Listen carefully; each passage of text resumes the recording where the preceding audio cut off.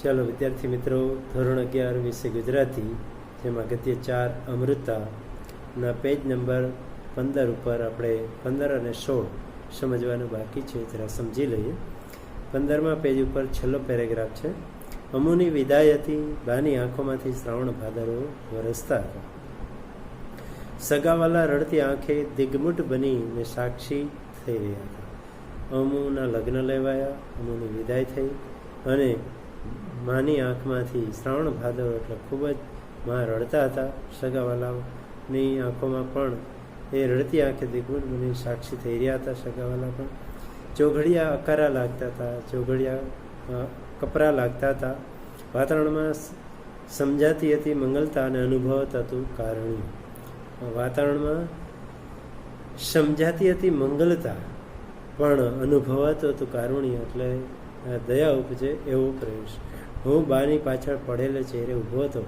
મારા અંતરમાં ગજબની ગળમથલ ચાલતી હતી. હું બાના ચહેરામાં બાની પાછળ પડેલે ચહેરે ઊભો હતો.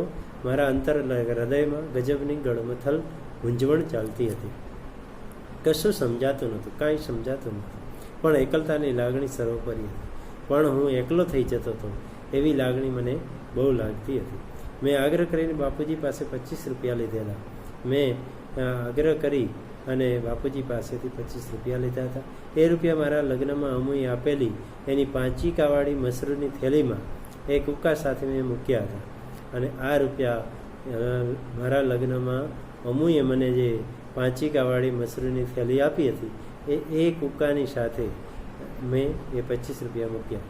અમુ ગાડીમાં બેસવા જાય ત્યાં જ મેં એ થેલી ધીરેથી એના હાથમાં સરકાવી દીધી. અમુ વિદાય સમયે જ્યારે ગાડીમાં બેસવા જાય ત્યારે ધીરેકથી એ થેલી એના હાથમાં સરકાવી દીધી. એણે મારી સામે જોયું, અમુએ મારી સામે જોયું. એ આંખોમાં હું કદી નહીં ભૂલું અને એ આંખો હું કદી નહીં ભૂલી શકું. એ આંખોમાં વહાલ, વિષાદ અને વ્યથાની આખી વાર્તા મૂંગી મૂંગી રડતી હતી.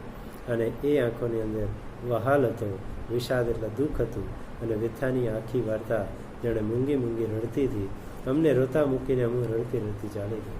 અને અમને રોતા મૂકી અને આમ અમુ રડતી રડતી વિદાય થઈ સાસરે.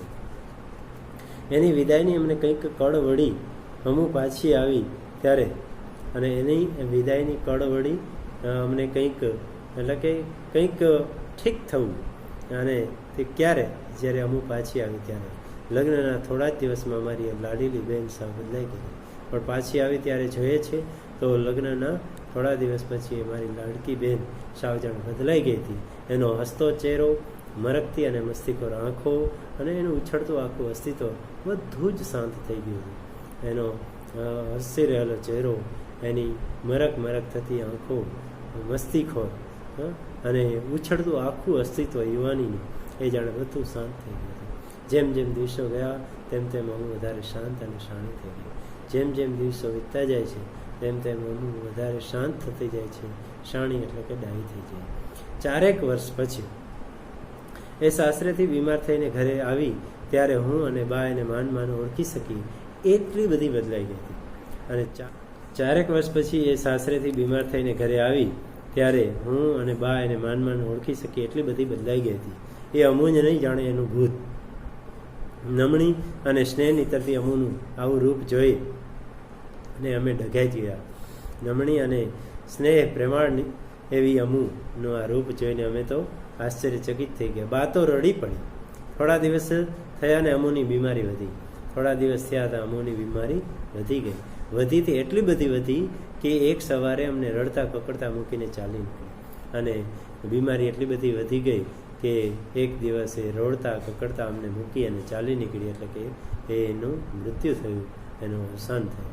અમુ જતાં ઘરમાં સંસ્કાર વ્યાપી ગયો. અને અમુની વિદાય થતાં ઘરમાં સંસ્કાર વ્યાપી જાય છે. સનસનાટી તૂટી પડી. કુટુંબનું જાણે માંગલ્ય મરી ગયું અને સન્નાટો ફેલાઈ ગયો અને કુટુંબમાં જાણે મંગલતા મરી ગઈ. બાની આજ્ઞાથી 3જે દિવસે હું નર્મદા અને ઓર નદીના સંગમ ઉપર ચાણોદ અમુના અસ્થિ લઈ જવાનો હતો. બાની આજ્ઞાથી હું 3જા દિવસે નર્મદા અને ઓર નદીનો સંગમ જ્યાં થાય છે એ ચાણોદ સ્થળનું નામ છે, ત્યાં અમુના અસ્થિ પધરાવા, જે અસ્થિ પધરાવાના મૃત્યુ પછી હિન્દુ સંસ્કૃતિમાં, તો એ અસ્થિ લઈ જવાના હતા. બા અને હું અમુની પેટીની વસ્તુઓ વગે કરતા હતા. બા અને હું અમુની પેટીની વસ્તુઓ છે એ વ્યવસ્થિત કરતા હતા. એમાંથી એની લગ્ન વખતની સૌભાગ્યની ચૂંદડીની ગળીમાંથી પેલી મસરૂની થેલી નીકળી, અને એમાંથી એની લગ્ન વખતની જે સૌભાગ્યની ચૂંદડીની ગળી વાળેલી હતી એ ગળીમાંથી પેલી મસરૂની થેલી નીકળી પાચિકાની. મેં ઉગાડીને જોયું તો અંદર પેલા 5 આરસના કૂકા ટૂંટીઓ વાળીને પડ્યા હતા, અને એક થેલીને ખોલીને જોઉં છું તો એમ પેલા 5 આરસના કૂકા, જે પથ્થર રમવા માટેના, એ કૂકા જોઈને મારાથી ના તો રડાયું ના તો બોલાયું. અને પથ્થર જોઈને હું તો એ નથી રડી શકતો, નથી બોલી શકતો. બા કૂકાને જોઈ ને પછી મને જોઈ રહી. બા કૂકાને જોઈ અને પછી મને જોતી રહી. જોતા જોતા જોઈ ના શકી એટલે બાથ ભરી લીધી. બાની સોળમાં હૃદય દ્રવી પડ્યું અને બા ભેટી પડી. બાની સોળમાં મારું હૃદય દ્રવી ગયું, ઓગળી ગયું, પીગળી ગયું. સોમનાથના ઓવારા ભણીથી વહી આવતી નર્મદાને કરનાળી અને માંડવાની વચ્ચે જ્યાં ઓર નદી મળે છે, એ ઓર સંગમ તરફ મારી હોડી જઈ રહી છે. અને સોમનાથના ઓવારા ભણીથી વહી આવતી નર્મદાને કરનાળી અને માંડવા એ 2 સ્થળના નામ છે. વચ્ચે જ્યાં ઓર નદી મળે છે એ ઓર સંગમ કહેવાય છે. અને અહીંયા મારી હોડી જઈ રહી છે. હાથમાં અમુના અસ્થિની થેલી છે.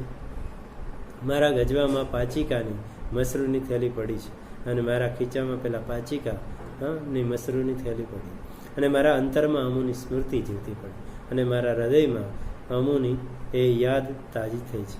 અકસ્માત માછીએ કહ્યું, અને ત્યાં જ અચાનક પેલા હોડી હાંકનારાએ કહ્યું, ભાઈ આ તો ઓર સંગમ, ભાઈ આ ઓર સંગમ જે તમે કહેતા હતા.